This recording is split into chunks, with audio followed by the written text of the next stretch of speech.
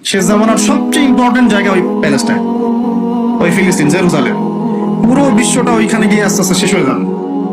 সামনে যত বড় বড় ঘটনা, মালহামা মানে মহাযুদ্ধ, তারপরে ইমাম মাহদির আগমন, দাজ্জালের আত্মপ্রকাশ, দাজ্জাল ইহুদিদেরকে নিয়ে বিশ্বটাকে শাসন করবে, তারপরে ঈসা আলাইহিস সালামের আগমন, ইহুদিদের সাথে মুসলিমদের যুদ্ধ, তারপরে ওই বাইতুল মুকাদ্দাস আবার বিজয় করা, ওইখানে ঈসা আলাইহিস সালাম আবার 40 বছর খেলাফত চালাবেন, 40 বছর।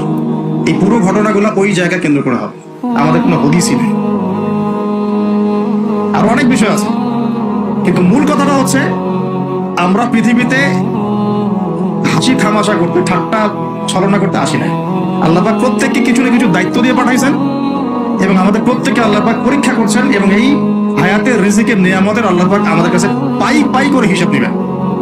এই যে শ্বাস নিচ্ছি একটা শ্বাস, এই একটা শ্বাসেরও হিসাব আল্লাহ পাক নেবেন। একদিন নবীজি একটা বাগানে ঢুকলেন, তিনি ক্ষুধার্ত, সাথে আবু বকর সিদ্দিক। আবু বকর, তোমার বাসায় কি খাবার আছে?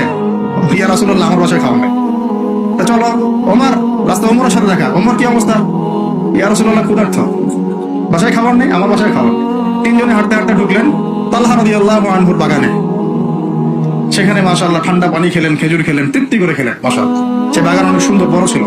খেয়ে নবী সাল্লাল্লাহু আলাইহি ওয়াসাল্লাম বললেন, সুম্মা লাতুসআলুন্না ইয়াওমাইযিন আনিন নাঈম, যে অবশ্যই কিয়ামতের দিন আল্লাহ পাক এই ঠান্ডা পানি সম্পর্কেও আমাদেরকে জিজ্ঞাসা করবেন। আমরা প্রস্তুত নিঃশ্বাসের জবাব দেওয়ার জন্য, হিসাব দেওয়ার জন্য, পানির হিসাব দেওয়ার জন্য? ঠান্ডা পানিতে গোসল করে আসছেন, আজকে সবাই তৃপ্তি পেয়েছেন। শুকরিয়া কখনো আদায় হয় যে আল্লাহ পানি নাজিল করেছো, এই জন্য তোমার শুকরিয়া? খেলাম 4টা ভাত, এই 4টা ভাতই ফিলিস্তিনে নাই। আমার কথা বিশ্বাস করেন, কথাগুলো আমি কলিজা থেকে বলছি। আমি জীবনে খাবার হাতে নিয়ে 2 দিন কেটেছি।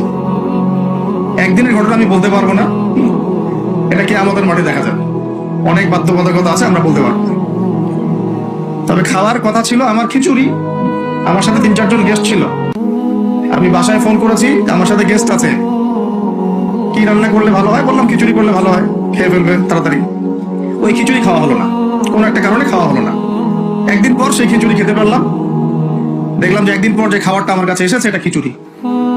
এই খিচুড়ি আমার বাসায় খাওয়ার কথা ছিল। ওই দিন ওইটা দেখে আমার চোখ দিয়ে পানি পড়লো যে এই খাবারটা আমার এখানে খাওয়ার কথা ছিল, অন্য কোনো খাবার। আর একদিন এই যে 8 তারিখ না 9 তারিখে যখন আমরা আমার বাসায় খাবার নিয়ে আসছে, রোজা খুললে তো খাইতে ভালো লাগে নাকি বল? ইফতার করার পরে খাবারটা খেতে ভালো লাগে না? শান্তি লাগে। রুটি, গরম গরম রুটি, খাসির গোশত, খুব ফেভারিট খাবার মুসলিমদের। বিশ্বাস করেন খেতে পারতেছি না, মিথ্যা কথা বলছি না, আর ফখর করেও কিছু বলছি না।